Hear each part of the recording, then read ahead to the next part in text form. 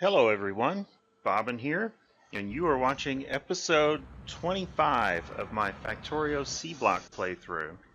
And what you're looking at right now is my solution to the problem of too much base mineral oil clogging up the oil production for the power system. I never ran out of power with it. It would always just kick in the solid fuel generators that were running charcoal pellets. But at the moment, I've got the problem solved, I believe. What I'm doing is I'm converting all of that into solid fuel. And what I needed to do that, the key technology, was synthesis gas. What I'm doing is I'm piping up my base mineral oil into here, and it's getting cracked into synthesis gas. Now, anytime you use one of these steam crackers, you also get residual gas as a byproduct, except that you can also steam crack residual gas to get more synthesis gas, and that doesn't produce any residual gas as an output. So 2 steam crackers required to fully crack it, but it all becomes synthesis gas, and synthesis gas can be used with charcoal and a liquefier to produce solid fuel. So that's what I'm doing. I'm taking and using it to enrich my charcoal and just sending it on to power production. This system is not fast enough to produce the amount of solid fuel I would need to run all the power generation in the base, but it is fast enough to use up all of my base mineral oil. So I no longer have to worry about that backing up and clogging up the system. The other thing that was being produced in that building along with the fuel oil was glycerol gas, and I have decided to just go ahead and solve that problem by flaring it. So that gets rid of that and it solves that problem. The only way it can back up now is if it fills up a silo with crystal dust, and I don't think that's likely to happen anytime soon. It's fairly slow production. On the subject of crystal dust, one of the things that happened when I tweaked my geode processing, which is consuming crystal dust, thus one of the reasons for the relationship, is I was able to go ahead and add 6 more crystallizers without adding any more electrolyzers. The main tweak that I did was to make sure that I wasn't using any slag for the purpose of producing mineral water, and that all of my mineral water was getting redirected over into that area if it wasn't being used for algae production. Doing that increased my production a fair amount. At the moment, all 6 of the added ones are active. You can see that some are now producing steratite. We're going to talk about that today. The main reason they're active, there probably isn't enough extra sludge coming through here to keep more than maybe 4 or 5 of the 6 added ones busy all the time. The reason they're active right now is because bobmonium is backed up because I've got a glut of tin. That's fine. I don't have a problem with that. So what else is new? Well, let's run up to the casting area and take a look. There are 2 changes in the casting area. One of them is that I am now smelting my silver and casting it into plates. So I am accumulating silver plates. That is going to be necessary for, I think it's the purple research. It might be the magenta as well. I'm not 100% on that, but definitely for the purple research. The other change in the casting area is that I have changed my glass to the more advanced and efficient setup. Instead of using lead and producing this lead oxide byproduct that was giving me really quite a problem to deal with, this uses tin, and it just cycles the same tin over and over. It does require nitrogen gas, hence all the complicated setup over here. So we're mixing 3 fluids in these casters, and it's kind of messy, but it does work, and it produces glass, I guess, a third more efficiently than the previous process. This is about as efficient as you can get with glass. I think that for the fiberglass boards, you can probably do just a little better using strand casting, but only for that application. So that's going to take care of glass for a long time, really for the rest of this base, I think. The main purpose of this was to solve a problem that I was having with lead oxide, because lead is backed up, and when lead is backed up, I can't smelt down all the lead oxide this was producing, and it was just a huge issue, and I'm glad to be rid of it. So the next thing I want to talk about is the copper smelting change that I put in. Let's go down and take a look at that. So I now have copper smelting in its own building down here. Running in and taking a look, you can see that it's got quite a bit of stuff in it actually. Down here it's doing sulfuric acid production. This process consumes sulfur and doesn't return any. So this is the first true sulfur sink that I have. I don't mind having a sulfur sink at the moment because the rest of the base is producing a ton of sulfur. I just filled up a silo here, and it's still mostly full, and it will be a long time before it's empty. So what's going on in here is the more advanced copper processing. One of the technologies that I got between episodes was Advanced Copper Smelting 3. And what that allows me to do is bring copper ore in, run it through an ore processing machine to produce processed copper, run the processed copper through to a pellet press to get copper pellets. Then we have to process the copper pellets. And for copper, that's a little bit complicated. It's not as bad as some of them. Gold is far worse. But in this case, what happens is we run the pellets through a blast furnace with oxygen added to get copper anodes. The copper anodes are then run through a chemical furnace where they're reacted with sulfuric acid to produce the ingots. The main issue here on this is that the chemical furnaces are slow, which is why I've got two of them. In truth, these chemical furnaces are fast enough to keep up with copper at the rate that the ore is produced, so it's not really a problem. That is something to keep in mind. The blast furnace is fast, but the chemical furnace, at least on this recipe, is slow. Now, right now, copper is backed up. The reason I put this in, though, is because for the longest time it was not. I was having a real problem with just not having enough copper. At the moment, the bottleneck metal is gold, and so that does limit some of what I can do. The reality is when you start trying to fix up problems with which metal you're short on, you're always going to be short on one unless you have more metal coming through than you can possibly use of all the different types. That isn't true. So I'm sort of left in the position of choosing where I would prefer that my bottleneck be. I would much rather be bottlenecked on gold than copper, because if you're bottlenecked on copper, you can't build anything, you can't produce even the simple circuits. You're just in very bad shape if you're bottlenecked on copper. Gold, you can't do advanced circuits and you can't do blue tech packs, but it's not as much of a problem. You can do something about it, and you have the materials that you need to do something about it for the most part. The last thing I want to talk about is stereotype refining, because we definitely did stereotype refining between episodes. I put in those 3 crystallizers that are producing stereotype. It's the first time I've had any stereotype really since that first part of the game where you produce stereotype and sapphirite together. Let's take a look at that, because I'm using chemical refining.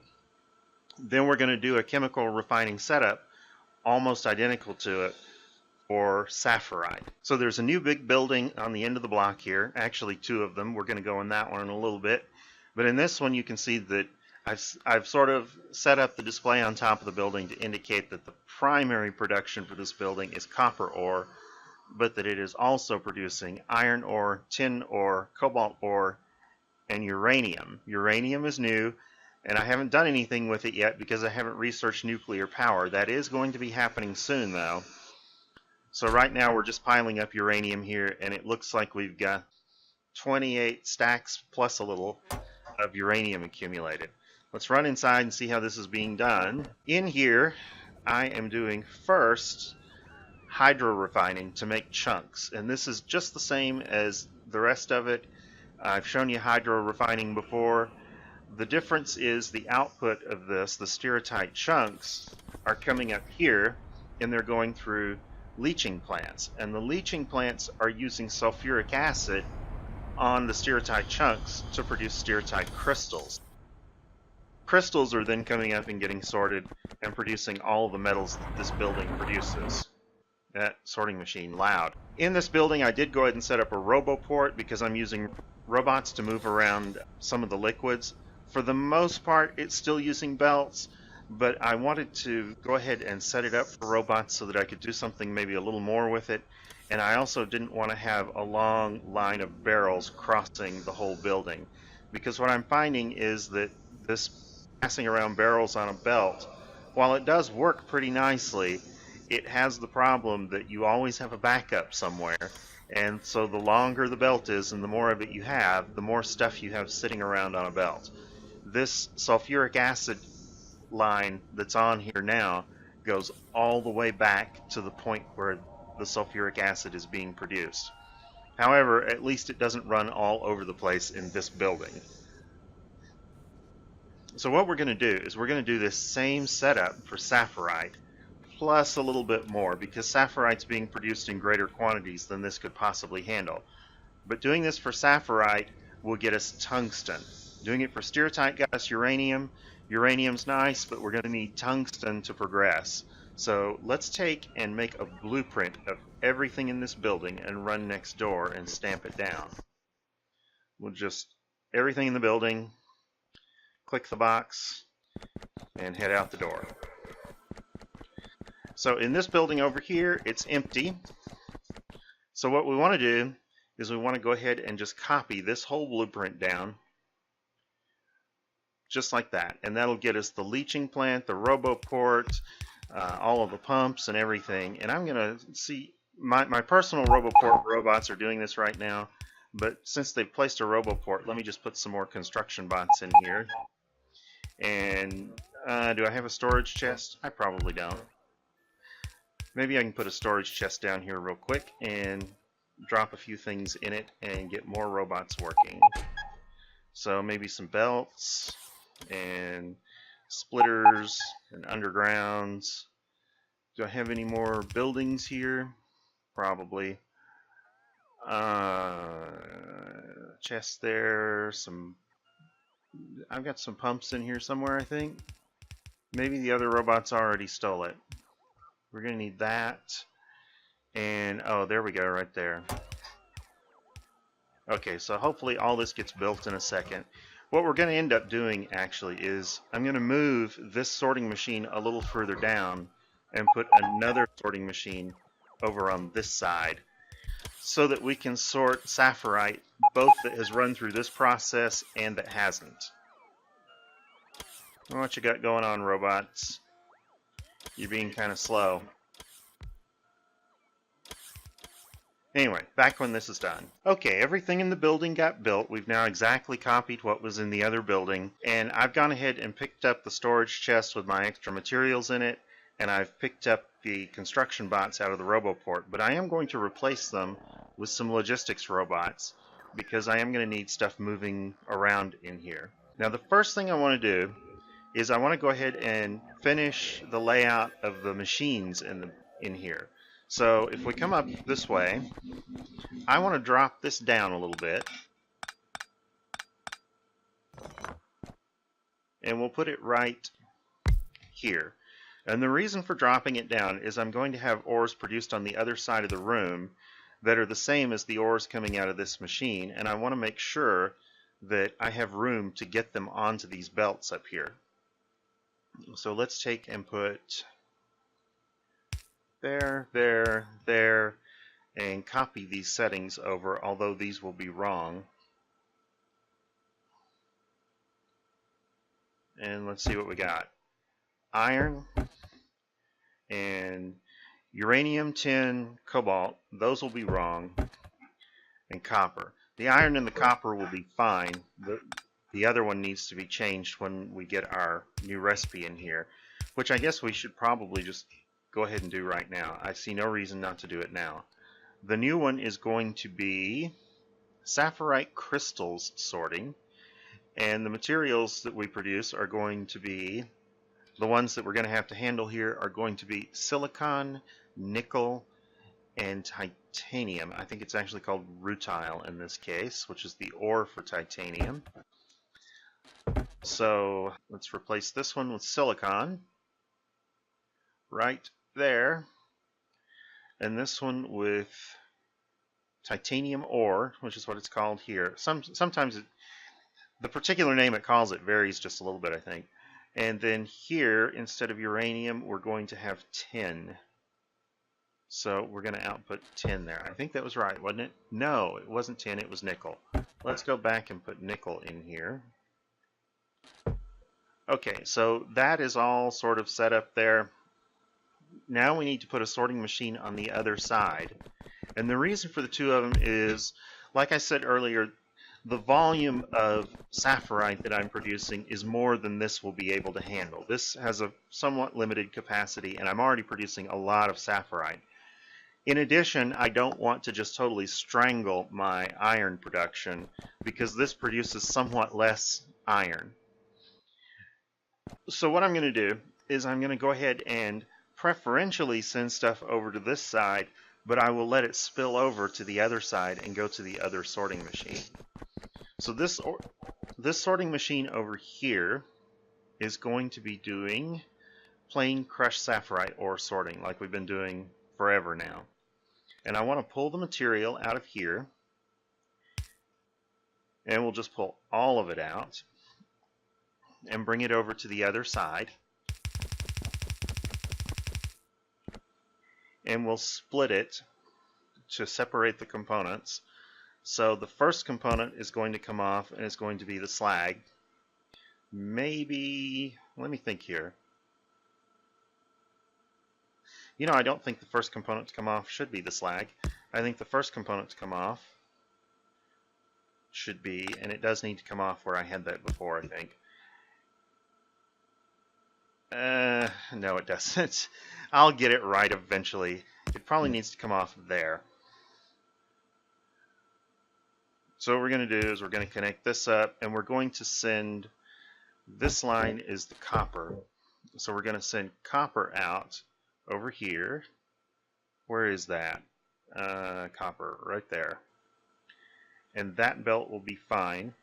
So we'll just run the copper into the side of this belt when I can find where I put that.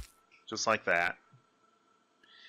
Then here we're going to go underground, and I think that won't be quite long enough, so I'll need to use a red one. An expensive one.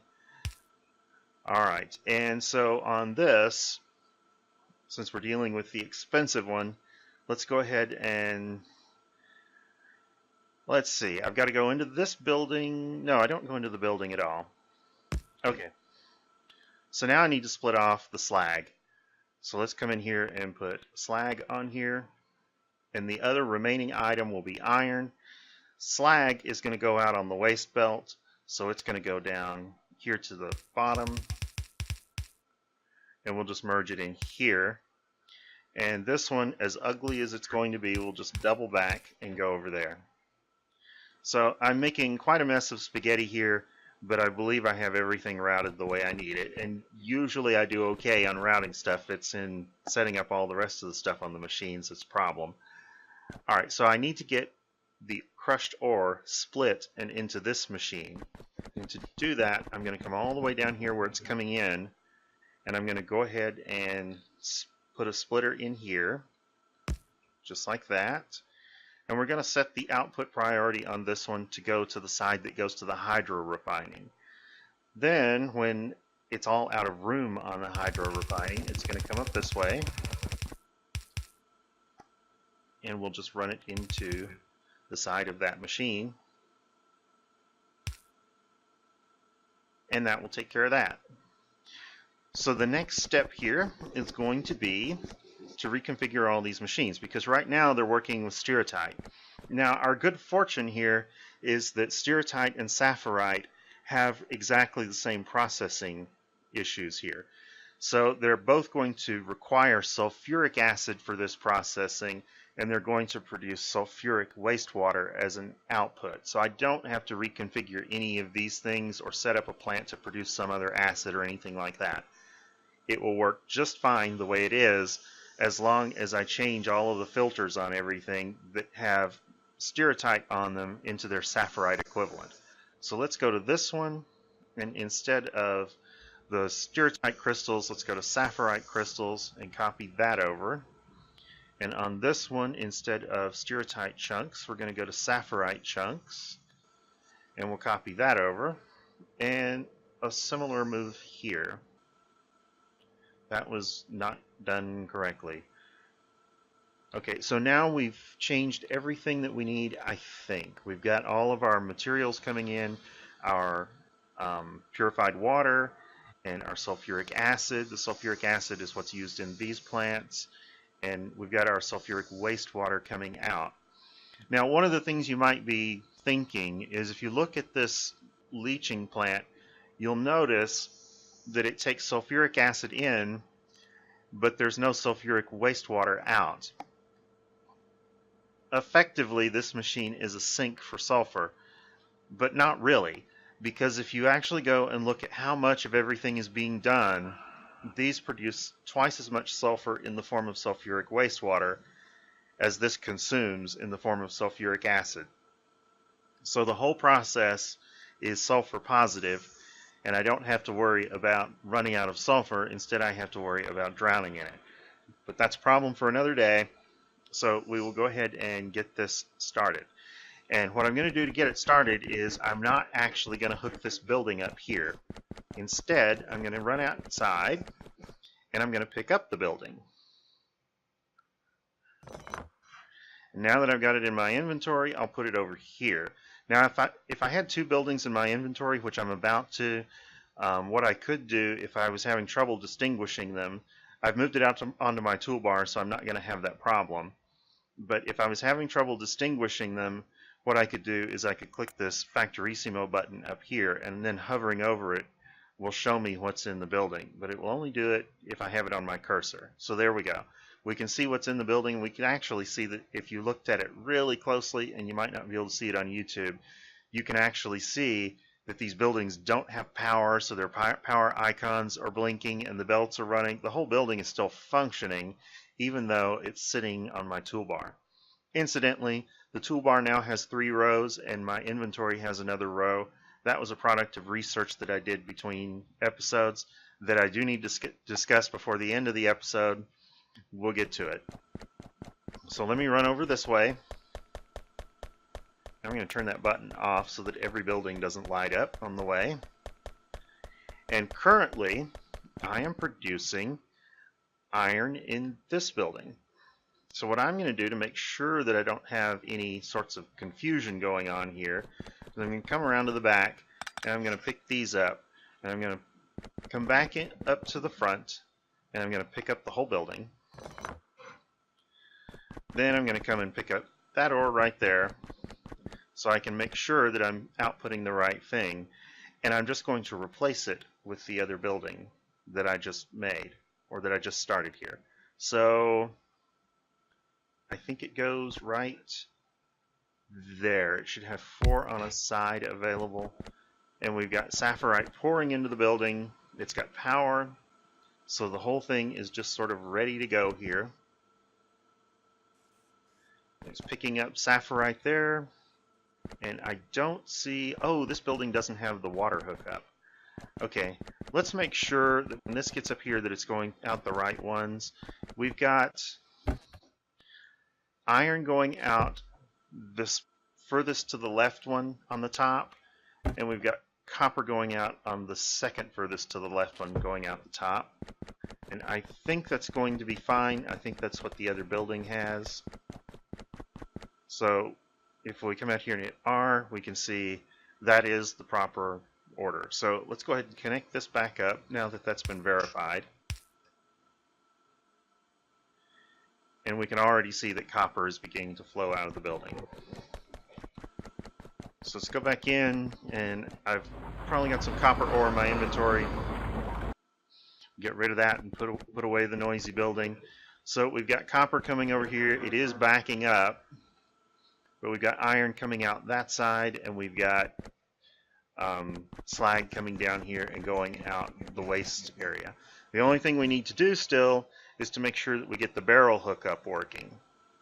So the waste will be fine. The waste is going out on the same line as the slag, but I've got to get the acid and water into this building because it was never doing hydro refining before. So the way that is done everywhere else is to bring it into this spot right here using a splitter. Actually, it's going in right there. And it's using a splitter that is located in kind of a funny area. So I probably should just, well, you know, the easy way to do this is to go ahead and just kill all of this in this area. And make a blueprint over here. just like that, and paste it in there. And that should get everything going as it was before. I'm not sure why we got a little bit of a problem there because I didn't quite go out far enough to get that underground. Okay, so we now have sulfuric acid and purified water coming in. Let's go inside and see what's happening. Well, it should be coming in, but it's not. And it's not because it's not quite far enough over. I dropped it down in the wrong place. Alright, well, let's tear all of it out again. That explains why I had the problem with the underground. And I will take the blueprint over here again and put down in, hopefully, the correct place this time. And I'll have to do just a little finish work here, but it does appear to be in the right spot this time. Right there. Oh, that was totally wrong, wasn't it? Okay. There. Now, how are we doing? I think we've got it going this time. Let's head in and see what's happening. Yes, barrels are flowing. Let me take and get rid of some stuff in my inventory that I've picked up there because I definitely don't need all that sulfuric acid in my inventory. And it's going to take a bit to get rid of it because I picked up a lot of it. It doesn't take long. Put this away. There. And the wastewater and the empty barrel, probably the best way to get rid of that is to put it over here in this building, which has even more spaghetti in it. I mean, this has got stuff going all over the place for producing sulfuric acid and for managing wastewater and for managing all these like geodes and all the stuff that comes through here. It's got to be processed somewhere, and it is being processed in here in a big mass of spaghetti. Have I gotten rid of all of that stuff now? I think so. Close enough. Okay, so going back into this building now, let's see what we got going on up top where it's sorting the ores. I've got a backup over here of copper and iron from this side. I'm not exactly happy with that, but I think it'll do for now. I do need to change the way this is working a little bit. Let's put the silicon out first, and we'll just put it right there. And then we'll split the nickel and the titanium over here. So just send nickel out the top and titanium out the other side. Now I'll pick up the ores that are over here and drop them back into the machine so that they can be sorted properly. So they're going out, and it looks like everything is now going where it belongs. What I need to do now is I need to go out the back and I need to go ahead and route these up onto the merry-go-round out there. But I'm not going to do that on camera. I will do that off camera. I will also take and do something about this extra copper in this chest so that it can continue processing, because that is going to block iron production. And that will be pretty serious if that happens, so I don't want that. In any case, that is going to do it for this episode. The next episode, I think we're going to look at module research. So thank you for watching, and I'll see you then.